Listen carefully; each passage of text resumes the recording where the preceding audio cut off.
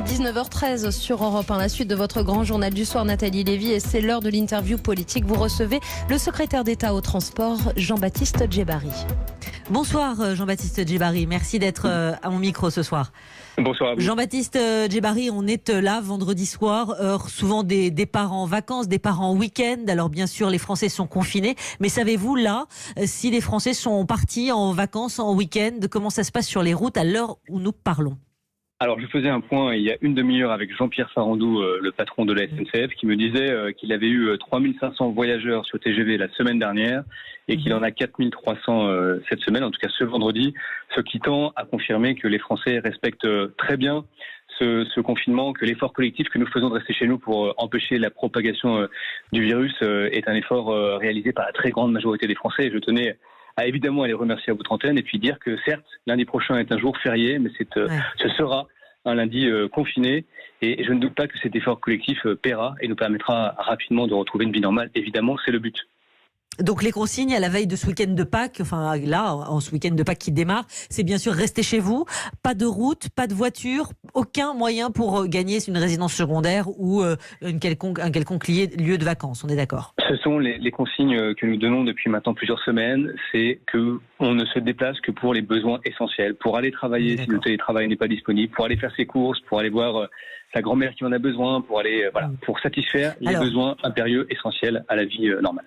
Alors Jean-Baptiste Djebbari, vous l'avez dit, mais vous n'êtes pas le seul d'ailleurs à l'avoir fait. Je conseille aux Français la plus grande prudence sur la préparation de leur voyage cet été. C'était mardi. Je voudrais qu'on développe un petit peu, Jean-Baptiste Djebbari, avec vous. Qu'est-ce que cela veut dire cet été? Est-ce qu'on s'arrête au mois de juillet? Est-ce que le mois d'août également est concerné? Quid à ce stade? Non, mais je rappelais qu'effectivement, la prudence était de mise pour ceux notamment qui n'ont pas encore préparé leur voyage et qui envisageraient par exemple de se rendre à l'international, parce que je vous rappelle que nous sommes encore au gouvernement en train de rapatrier des Français. C'est 156 000 Français que nous avons rapatriés depuis le 19 mars, c'est donc tout à fait considérable. Et nous avons encore un certain nombre de compatriotes qui sont en Nouvelle-Zélande, aux Philippines, et pour lesquels nous mettons en œuvre des moyens importants pour les... Combien de temps vous allez continuer à rapatrier des Français à l'étranger? Ça va durer encore quelques jours, peut-être quelques semaines, parce qu'en fait, nous avons fait maintenant le plus gros. Je vous rappelle qu'au début, on avait 130 000 Français qui s'étaient déclarés en besoin d'un vol retour. Et nous avons rapatrié, je le dis depuis le 19 mars, 156 000 Français. Et donc, il y a toujours ici et là des demandes qui se font jour, qui sont de plus en plus compliquées, parce que les destinations sont de plus en plus lointaines, avec moins de monde, et donc possiblement avec moins de moyens d'affréter des avions. Donc, nous traitons ce sujet extrêmement sérieusement en lien avec Jean-Yves Le Drian. Mais pour revenir à votre question initiale, j'avais effectivement dit, tout en ayant, croyez-moi, une conscience aiguë des difficultés du monde du tourisme, du transport et du voyage au sens large ces jours-ci, avec des dispositifs de soutien de l'État qui sont considérables. J'avais effectivement appelé à une prudence raisonnée, à un optimisme raisonné pour la suite. Mais j'entends bien, Jean-Baptiste Djebbari. J'entends votre prudence. Je vous pose juste la question, parce qu'aujourd'hui, les Français font le distinguo quand même entre juin, juillet, août évidemment, et notamment les 3 premières semaines d'août qui sont traditionnellement les plus chargées. Il n'est pas non plus pour cet épisode-là, des 3 premières semaines d'août, il n'est pas non plus préférable de réserver, y compris sur le territoire? Vous savez, moi je ne veux pas ici à votre antenne faire l'oracle ou le prophète de tel ou tel projet de déconfinement et tel ou tel calendrier. Je pense que c'est pas... D'abord, nous n'en savons rien, il faut avoir l'humilité de le dire réellement. Nous travaillons à différentes hypothèses de déconfinement, dans des scénarios, dans des calendriers qui eux aussi peuvent varier. Je pense que vraiment, le message aujourd'hui, c'est d'être sérieux, discipliné dans le confinement et que nous avons une partie de la solution de l'équation entre nos mains. C'est que plus nous respectons ce confinement, plus nous serons en mesure de sortir rapidement, plus l'économie sera en mesure de repartir et plus effectivement les vacances seront à portée de main et chacun le souhaite. Et évidemment, je fais preuve, comme tous les Français qui peuvent partir, d'un optimisme raisonné sur la question. Mais je crois que réellement, l'heure est à la discipline collective. Aujourd'hui, quelles sont les offres de transport pour les soignants, notamment Jean-Baptiste Djebbari? On sait qu'il y a Uber qui a lancé Uber Medix, qui propose des réductions. Comment inciter un peu plus encore les transports privés à multiplier ce type d'offres? D'abord, il y a des offres qui sont faites par les opérateurs publics. Vous savez que la SNCF participe notamment au travers des TGV sanitaires à l'acheminement des patients en réanimation qui en ont besoin. Et c'est une vraie réussite. Vous savez que l'Espagne nous a contactés pour reproduire ce modèle. Il y a les taxis qui font un travail absolument remarquable en première ligne dans un effort nationale et patriotique que je veux saluer à votre antenne. Il y a les lignes dédiées de bus de la RATP qui ont été mises en œuvre. Et puis effectivement, il y a d'autres volontés de solidarité. Et évidemment, moi je l'ai dit à l'ensemble de ces acteurs, la solidarité ne se divise pas. Et toute offre qui viserait à accompagner et à améliorer la vie des soignants, notamment ces jours-ci, est évidemment la bienvenue. Jean-Baptiste Djebari, évidemment on parle des compagnies aériennes, le secteur du tourisme étant impacté comme jamais. Les compagnies aériennes aujourd'hui, on a vu l'aérogare d'Orly est fermé en partie. Vous vous attendez forcément à des défaillances de compagnies aériennes, peut-être les plus fragiles à ce stade. Combien de faillites estimées ?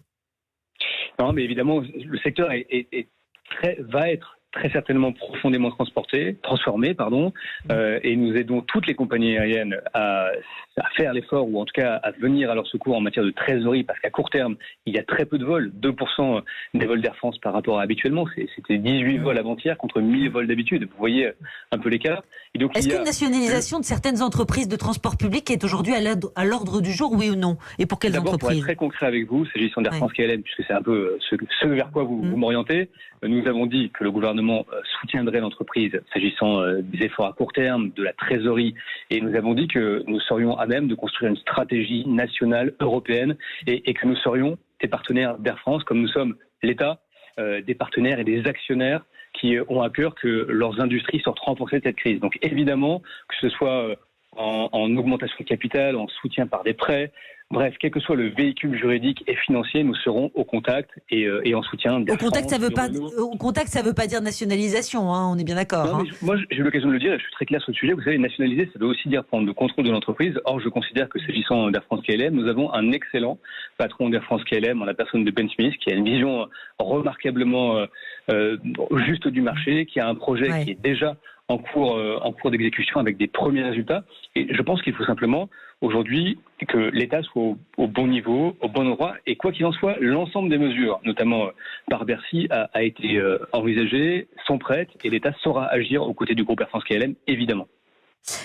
Évidemment, je vous interroge sur le président Emmanuel Macron qui tiendra cette 4e allocution lundi pour des Français qui s'impatientent et qui veulent en savoir plus et qui sont aussi dans une forme de défiance aujourd'hui. Elle s'affiche un peu partout, hein.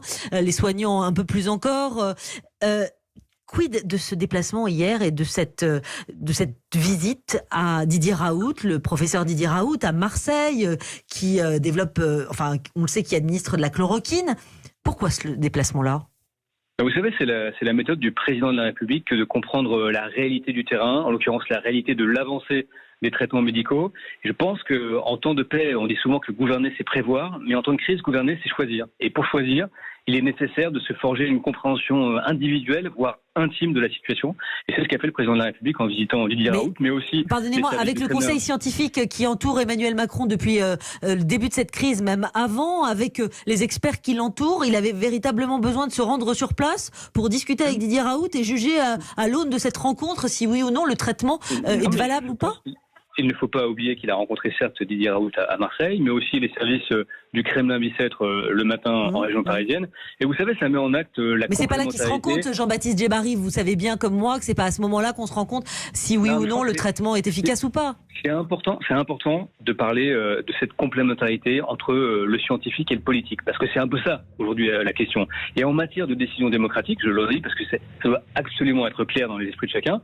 Le scientifique est clair, et je crois que tous les éclairages, dont ceux de Didier Raoult, sont utiles, et le politique décide. Et c'est bien cela, la mission d'Emmanuel Macron, et c'est bien cette méthode de proximité, de contact, de compréhension personnelle des sujets qu'il a appliquée en allant voir les uns et les autres. Je vous pose la question autrement, Jean-Baptiste Djebari. Est-ce que le président prépare une annonce décisive sur la chloroquine ?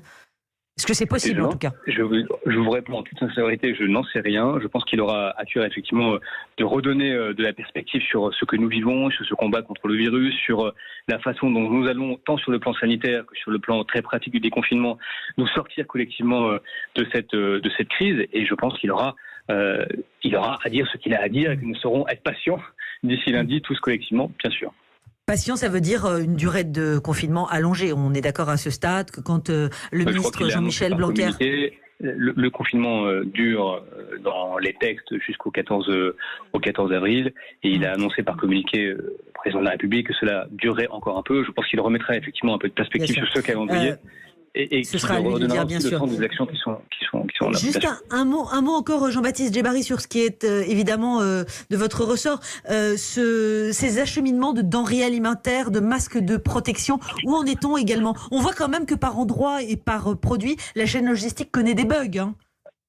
Oui, c'est différents sujets. Vous savez que pour les produits sanitaires, nous avons un pont aérien qui fonctionne correctement, avec qui a connu quelques vicissitudes, mais que nous avons résolu notamment hier en lien avec les autorités chinoises.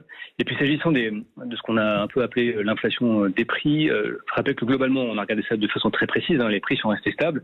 Il y a certes eu quelques produits, notamment quelques fruits et légumes qui ont augmenté, qui reflètent des produits qui sont davantage d'importation française, ou en tout cas de production française, et aussi une chaîne logistique qui a été très déstructurée et qui a entraîné des hausses des coûts sur le secteur logistique. Mais sincèrement, nous faisons un travail extraordinaire d'intensité avec les transporteurs routiers, les logisticiens, l'agroalimentaire, la grande distribution. Et nous sommes en train, petit à petit, de nous assurer au jour le jour que les dysfonctionnements qui agissent ici et là ou qui se font jour ici et là sont résolus. Je salue d'ailleurs tous les acteurs, notamment les acteurs de terrain, les syndicats, les organisations patronales qui font un travail de grande responsabilité et de grande précision sur ces sujets. Je voulais le dire à vos antennes. Merci beaucoup Jean-Baptiste Djebbari, en tout cas ce soir d'avoir répondu à mes questions sur Europe 1, secrétaire d'État au transport. Merci d'avoir été avec nous.